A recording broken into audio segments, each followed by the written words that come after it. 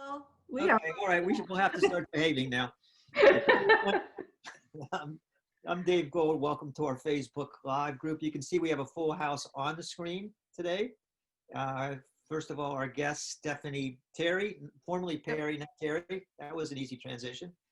Who is the founder and owner of Sweetie's Southern Vegan Catering. How did I do? Perfect. All right, we should just stop the recording and declare a victory then, because and with two faces that you know, Rennie Orr, who's our operations manager or director, we haven't found the title exactly, and Stacy, who is still our high priestess of connectivity. And as well, I also want to introduce the newest member of our team, Josh McCormick, who is our media consultant and guru. Josh, just say 60 seconds about yourself so when people see your face, they know that you actually exist. Hi, I'm Josh. I am a recent graduate of UNC Asheville, and I studied mass communication, new media, where I did a lot of media editing and putting together videos, and I hope to bring that to the table with Heart Powered Ventures. So. And he already has. Josh has had. He's sent from heaven, and we're quite grateful for him. And we're still in the honeymoon phase, but we look forward to long and happy marriage with you, Josh. Same here.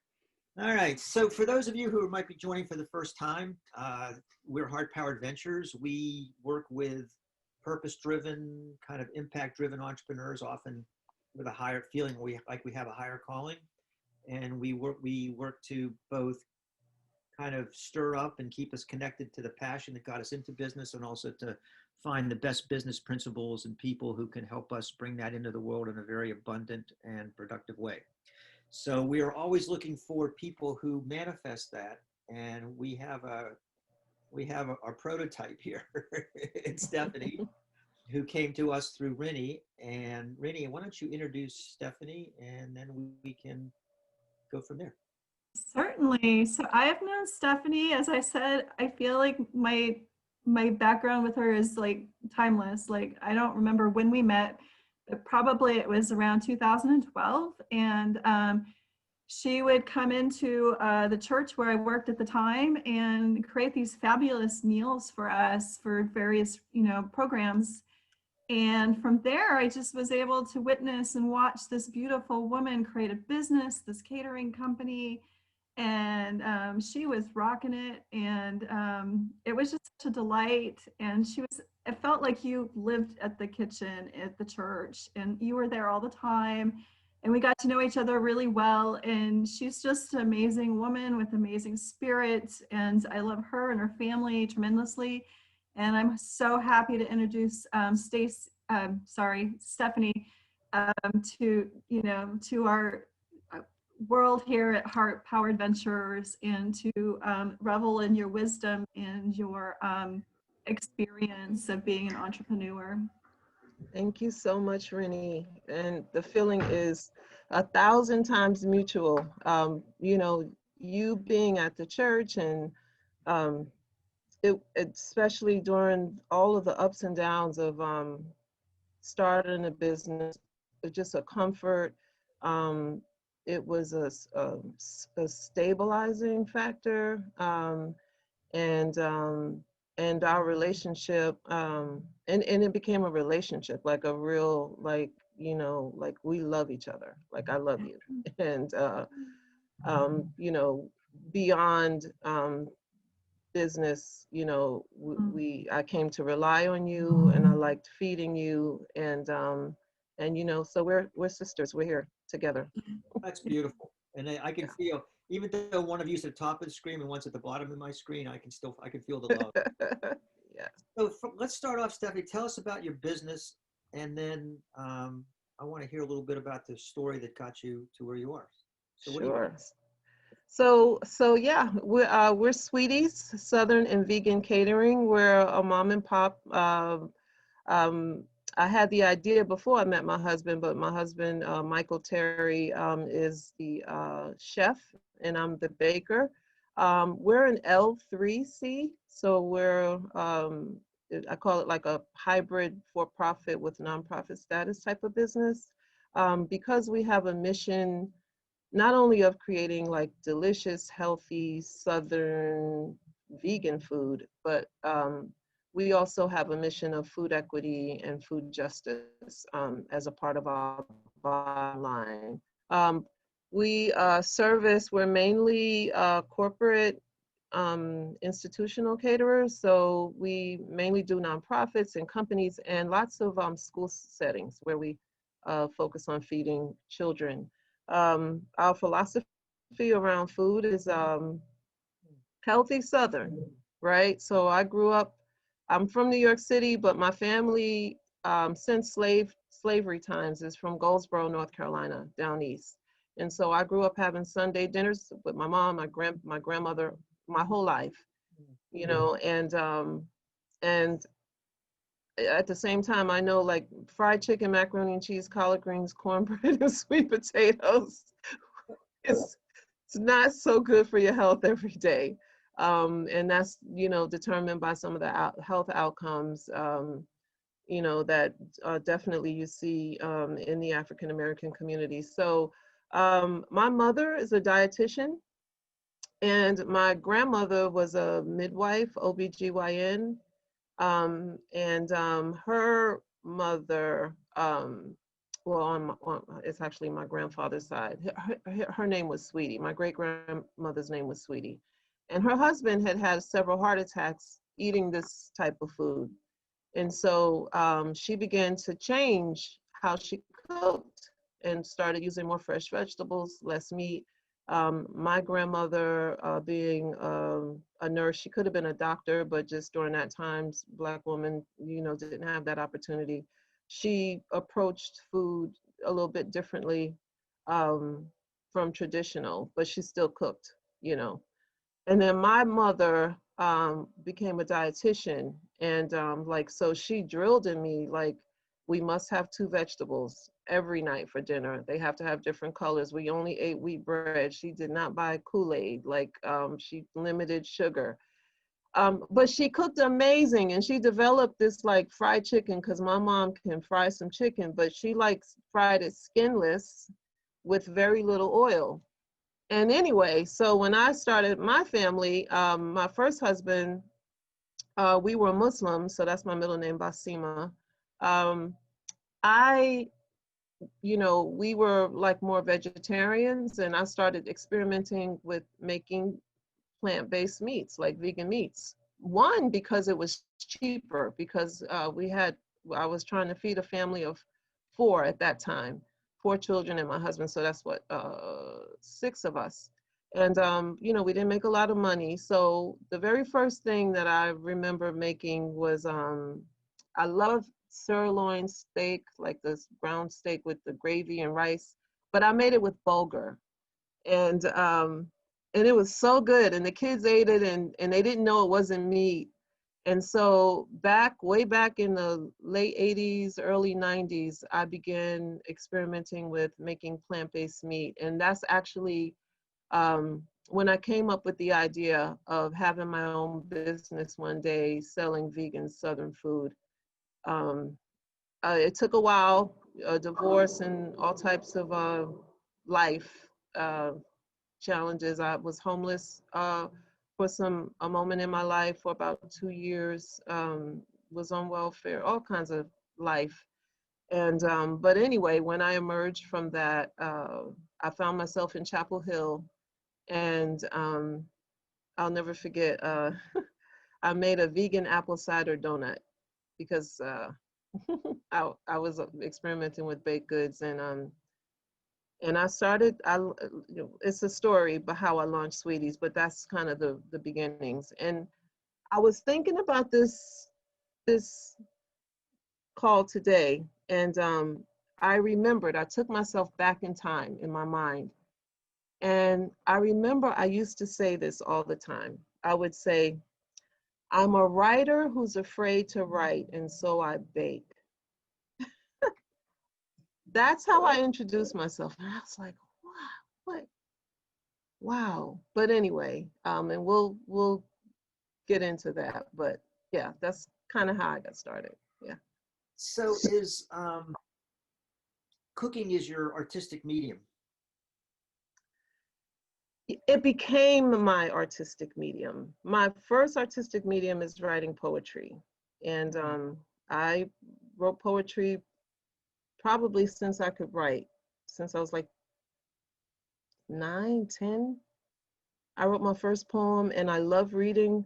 My mother would drop me off at libraries and bookstores and like go run around and take care of her business and then pick me up hours later. You can't do that now, you getting arrested. But and I always wanted to write. But I don't know what happened where I just stopped writing. And so my artistic expression became cooking and creating in the kitchen. So one of the great things about what we do at Heart Powered Ventures is I said, like marrying the passion and the business. I've got a great, I'm not going to do it to you now. I got a great business idea how we can combine those two together, by the way. So Okay. I just see like this, almost like this coffee shop, poetry house, food, you know, some gathering place where people can express Yes. themselves, and your cooking will be an expression of the words, and the words. Anyway, just Yes. hold that. I'm getting too excited. I don't want it to be. Okay. Hold that thought, but it's a great idea. So and I'm going to ask some questions. I'm also going to hopefully leave space for everyone else to ask questions too here. But it would seem to me that the path that you took, and also the passions that you had, at times you would feel like you were like an odd duck, kind of like out of, didn't fit in. Yeah. Talk about how because a lot of us that way. We're passion driven. We're doing something. We want to do something ourselves. A lot of times we can feel like we are really like we're nuts, right? Yeah. So Yes. how did just talk about your experience of that, and then how that's kind of turned around now that you're doing what it is you love to do? The experience of that was very just painful. Mm-hmm. So I can remember, so I got married at 19, and I dropped out of college to get married. And and it was a challenging relationship. I had children, 4 children, like one right after the other. And so I kind of lost myself. And I can remember a moment, and mind you, me and my ex-husband were friends, co-parents, fine. But at that time, I can remember when it happened. I had a young child, and I had to, I was a homemaker. I was a housewife. My husband at that time worked 2 jobs, and I spent the whole day writing poetry, like the entire day. And so I didn't get to cook dinner. I didn't get to, and I was excited about this poem that I had been working on. And I showed it to my husband, and he said, "That's great, honey, but I didn't marry a poet. I married a wife. Like I need." And so I put it away. And then I started like pouring into like the parts of taking care of a family that I could be creative. And so that became the food, right? that became the food. And so I just started like teaching myself the craft of cooking, like from scratch, and just, this was before the Food Network. I'm in my 50s, so and I've read cookbooks like novels, and I just loved it. I also was very attracted to, I call it like woo-woo, very attracted to spiritual things, just like perspectives. I didn't necessarily grow up in the church, even though my grandparents were mindful, but my mother was an astrologer. And so she kind of put that interest in me. So I first started dabbing in astrology, and then my ex-husband was a Muslim, but he was in the Nation of Islam. And I got kicked out of there, by the way. So I just like would be like I would hang out at Barnes and Nobles, and I was always in the New Age section, and it kind of just saved my life. Like I just had like all of this stuff. Like I would read about psychics, I would read about like ESP, excuse me. I would read about like the universal laws. I would just read like all of this stuff. And I didn't really have like not that many people I could talk to about it. And so that made me feel like an outsider. And when I did talk about it, I was kind of labeled impractical, like it wasn't realistic. Mhm. But anyway, and because I had this deep need to be accepted, it was very painful. And just without not going into so much detail, but some of the things that I learned during that time was that look for the blessing, like in the lesson, right? Like look for the wisdom. Like there's something even that you're learning about yourself when you're in pain. And I remember I framed it in a poem: a broken heart is an open heart, right? Mhm. And then another poem, a little piece I wrote, and it was describing myself. Seeds, seeds. So seeds suffer alone in the dark and in the silence, not knowing that the rain that beats them down bursts them open. And so that was like an analogy of how I felt about me. And yeah, so there was moments in my life where I felt like that I was in some very dark places, but I did bloom, burst through the soil, and just I've been growing stronger, um, and I'm so happy and excited ever since. So I don't know if that kind of got at your question.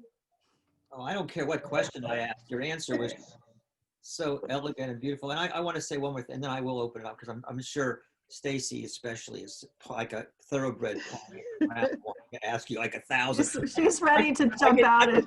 I can hear her knocking down the stalls trying to get out to the track. Okay, and I don't want to be take that. But I just a couple of things I want to just resonate with you on, and that it's like, it's like your life makes sense when you step into who you really are. And that's what I would say. I'd say as long as we're just responding and trying to be something that we're not, even if Yeah. circumstances demand that, like you got a family, you got a husband that you want to keep in the house and all these other things. But I think it's just your story is such a story of heart and success. It's such a beautiful success story because look who you've become. Yeah. You're such a light to the world. And I think, our businesses are our avenue for that. And that, anyway, I think more than anything, it's a message of hope that our lives make sense when we do what it is we're actually supposed to do. And all the stuff that seems random and victimized and all this other stuff starts to take into its place. That's So right. you can respond to that, and then I'm going to, or Stacy can jump right in before she plots. Well, and I think, Stephanie, that really fits into that notion of resiliency right now in this time. Oh, yeah. Because Oh, yeah. you were going along and everything was well, and then all of a sudden COVID hit, and then you have to like pull back from your business in such a abrupt and major way. But it's not phasing you as it might have done when you were 19, because you've had this rich experience and you know that it's just a drop in a bigger bucket, and you're walking that with so much grace. And it's amazing. You were bringing tears to my eyes as you were. Yeah, but let me just put a ad lib on that, is that sometimes I'm walking through it with grace. Stephanie, welcome to the NFL. I mean, I don't care what it is that we're doing. I mean, this is still life. Yeah. Yeah, like. Oh my God. Yeah. And I think that's COVID. Go ahead. Yeah. The pandemic is what I call one of those, the things you don't know. Like it was just such an unknown. And the thing about COVID for me in particular, my anxiety has always been around health, right? So a freaking pandemic is like the kind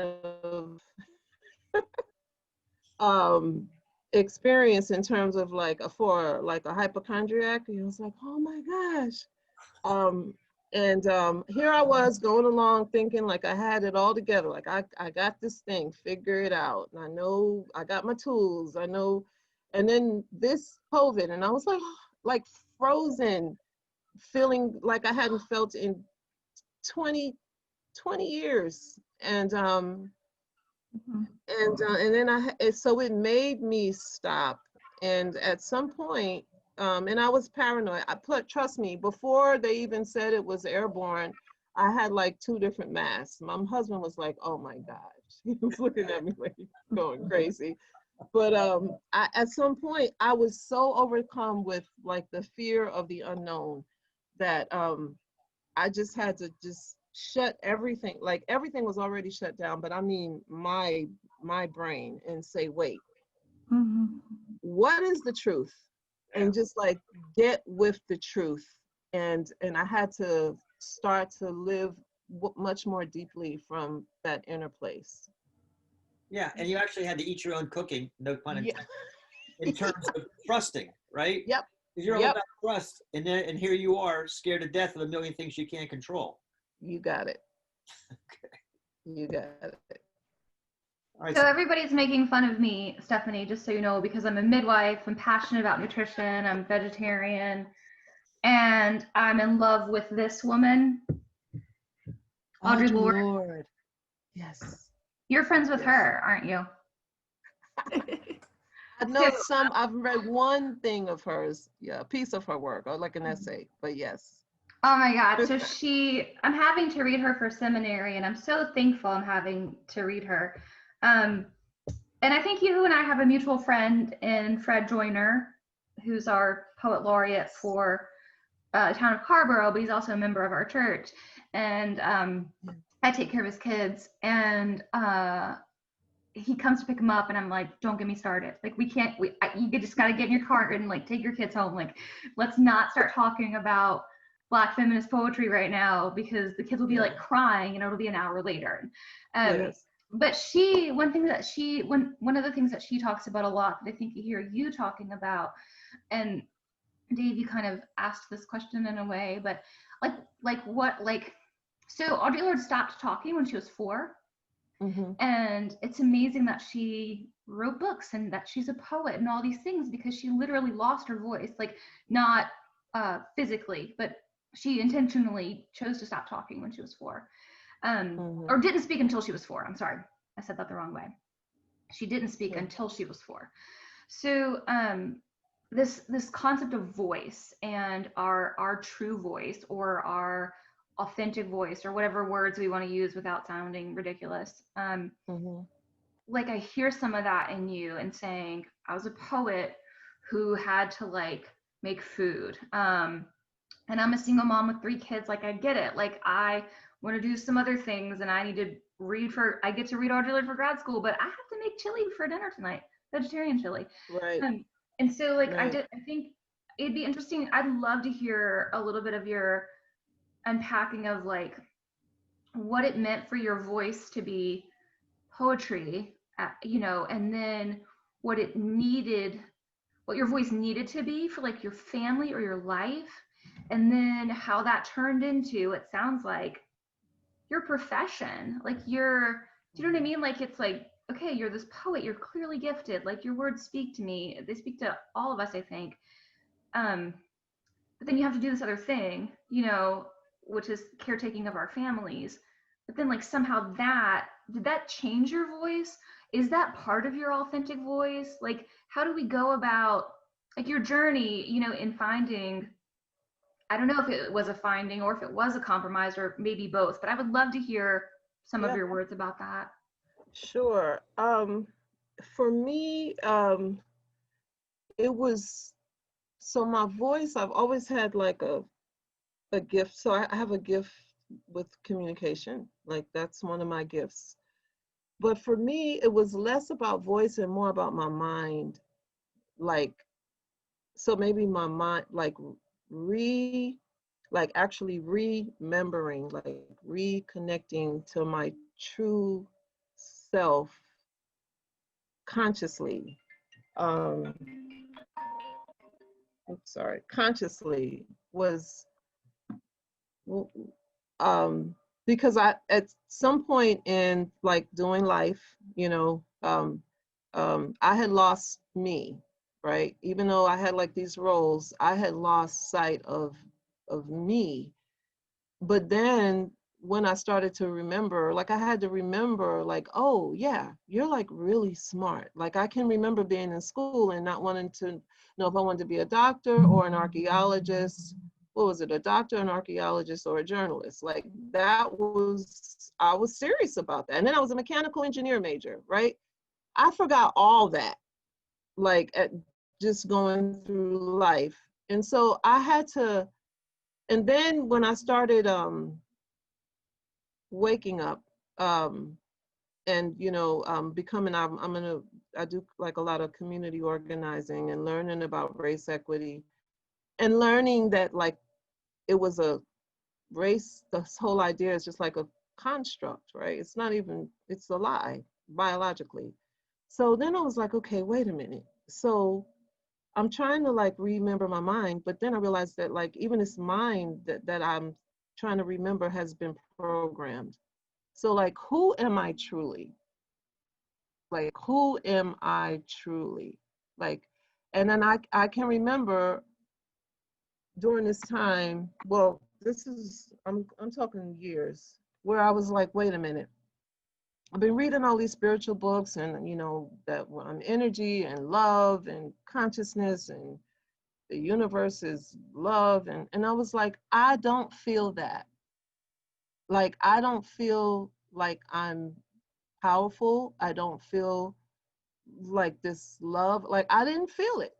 And so I told God or whatever you want to call it, consciousness, I was like, I'm not reading another damn thing until I can feel some of these concepts that I understand. Like, I wanted to be able to relate to it, not just Right. intellectually, but like I wanted to feel it. And so I just stopped reading and I stopped writing.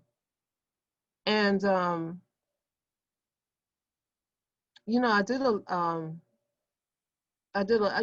used to cry a lot. I cry a lot, not in front of people, but in my quiet moments, I just stopped. And then I can remember one day I was in my car, I don't know where I was going, and I just felt a joy. And it wasn't because of anything. Like it wasn't because this happened or that happened or this person, or it wasn't, it was just a joy. And I was like, holy shit, like that's what it feels like. And it was fleeting. I felt it and it was gone. um and now I feel it for much longer times. I don't know, I don't stay there, but it made it real for me. So that was me, like if you want to say like kind of reclaiming my voice or my true self, like becoming awake, even if it was just briefly for a moment. And it felt great. And when I felt it, I can remember looking at like the trees and like it was like I was feeling the energy of the life like in me and connected around me in a completely different way. And it felt like love. It felt like joy. It felt great. So Yeah, I want to do a couple of those things just kind of in the context of what we're doing here. One is we talk about in Power Adventures, we want to talk from it, not about it. yeah, And that's what you did. You just said, I don't want to talk about it until I can talk from it. yeah, And that's about, the subject of allegedly of what we're going to talk about is resiliency, which we will get to in a second. But I think the authenticity has just become such a theme through this whole thing about, really just your life being a study in authenticity. And then the other thing I wanted to mention was something that my first spiritual teacher said. I actually wrote a book about it, my experience with him. But he said, when your entire life is a prayer